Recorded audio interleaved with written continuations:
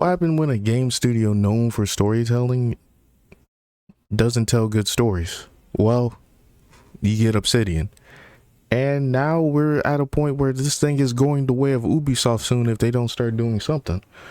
But I'm not here to talk about the future. We must first understand the past to understand the future. And we got to understand Black Isle, which is like the people who made the Fallout series in the 90s, Fallout 1 and 2. And this story-based game was more about like the freedom of playing the game the way you wanted to do it, kind of like Baldur's Gate 3 in a way, where you're making decisions and due to the non-limitations of the base skeleton of the game, like, because if you're playing a first-person shooter, which we're going to get into, like Fallout 3, the base skeleton of the game doesn't really allow you to make super big, impactful choices because they have to make levels later on in the game, and they're not going to just straight up not put a level in the game because you didn't make a choice. That's a waste of development time for a game. So...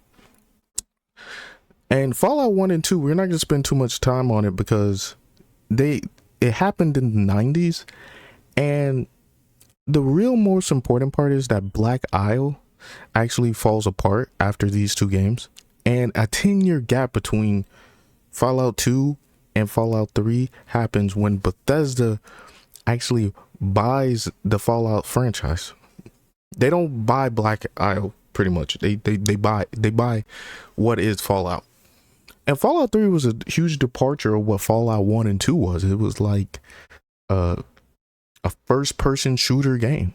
And it was more about the world than the characters and your choices. Yeah, 1 or 2, but it was mostly about do. And wow, that's really cool out in the world. Because, I mean, it's Fallout. It's a big post-apocalyptic world.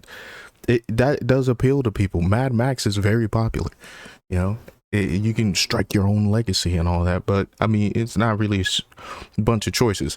Here's what the plot kind of thickens. So like Black Isle makes this new studio called Obsidian, and you know, just the vets of the old studio. Remember, this is a 10-year gap, and remember, you gotta understand this dude, their head writer, Chris Falone, his whole thing is being a writer, like D&D, Dungeons and Dragons, role playing. This is a big important like sticking point in their studio, and this is a huge departure from what Fallout 3 has become in the modern era of the 2000s games. Yes, it's the same scenery, it's the same, you know, thing, but it's just not.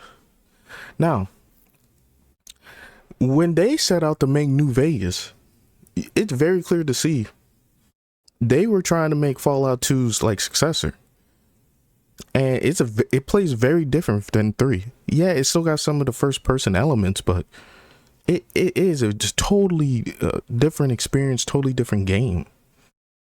So when they get the Metacritic score back, they needed an 85, right? And they're on record saying this.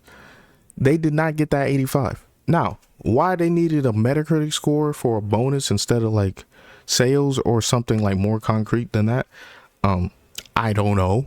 I didn't know Metacritic was like a thing that can affect people's like payout, like all NBA. That's insane to me, but you know, whatever.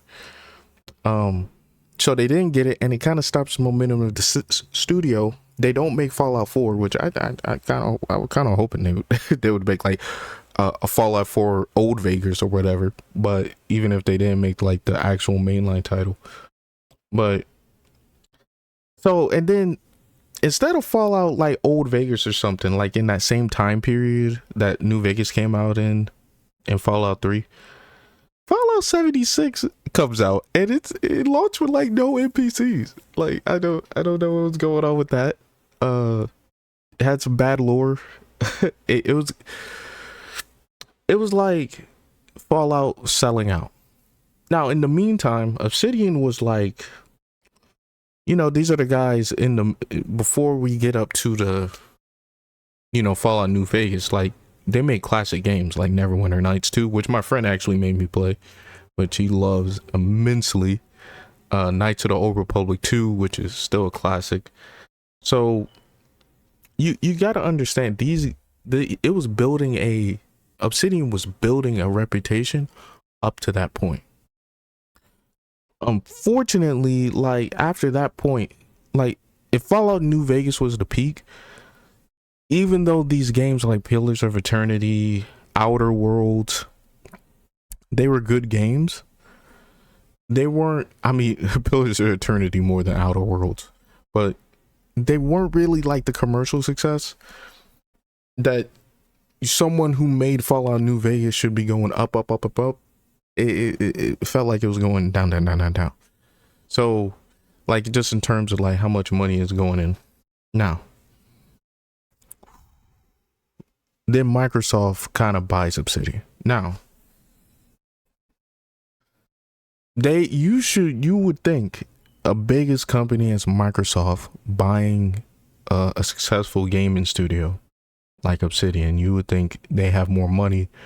This is a good thing.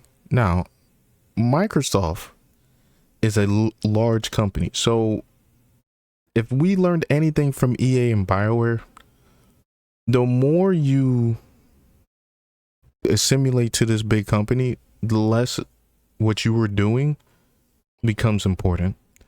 Like Chris, their head writer, leaving really shows that they're not going to be telling the same stories. And remember, this gaming studio was made around telling great stories, great character development, making your character feel like the main character of their own movie most of the time. You know, something that Fallout 3 did not do that Fallout New Vegas did. I mean, New Vegas, you literally get shot at the beginning. And then you get like, oh my God, we're not going to get into details because it kind of messes up like the flow of what I'm saying. But we understand how good New Vegas is, right? Like, so when people hear Avowed, honestly, and they hear Obsidian is making it, this is a lot of people's 10-year gap. First instance of hearing Obsidian's name in like 10 years. And they don't really care that their head writer left. They don't really care that they got bought out by Microsoft. All they know is Obsidian is making a game.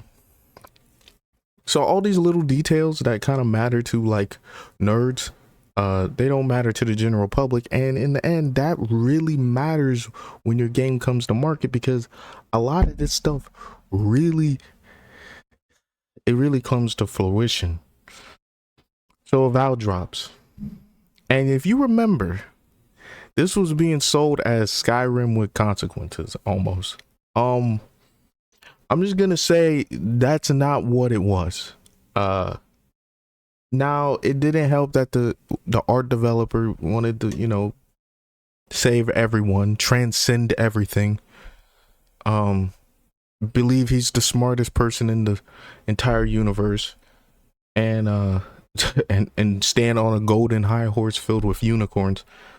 But it doesn't, even if he did all that, I don't think it would affect a game if it was good.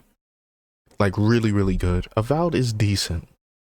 But for a game that really focuses on storytelling elements, a studio that you have no identity anymore if the next games you make don't make sense with the other games you make. That would be like me making a video on sunshine and rainbows, and then the next one is about thunderstorms.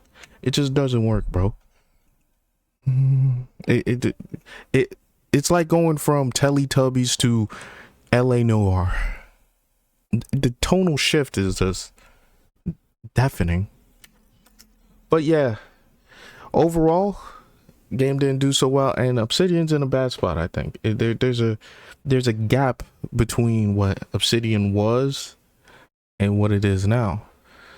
And same with Fallout, there's due to 76, there's a big gap between what it was and what it is now. But and starving from like another great writer joining that studio and making a great story, which they can do. Listen, we're not here to say one guy is just gonna make everything better, but you gotta understand these guys from the old school era, they had to make it out the mud. That means a lot of the skills they picked up from other places, they can apply to making stories, life experiences. It's kind of like old wrestlers almost. Like they just were better at the craft just because they were able to go to different places and experience different people and know like what's going on. It's like it's kind of like when Cyberpunk launched, they had to have people from America involved to make a game like Cyberpunk, because they're from what? CD Projekt Red? Where are they from? Hold on. Poland. Bro, they made Poland and they made a game about like America. That's where, you know, it's in California. So will they come back? Who knows? But I am optimistic that we'll get another Obsidian great game one day. But I just don't think it will be the same classic that everyone's expecting. It's going to be a totally new era, totally new wave, and that people hopefully will love. Or there will be a new Obsidian taking their place. Larian. Anyway, thanks for watching my video. I hope you enjoyed it. I hope it was a good ride, and you enjoy your day. Y'all be easy. Don't forget to like, comment, and subscribe.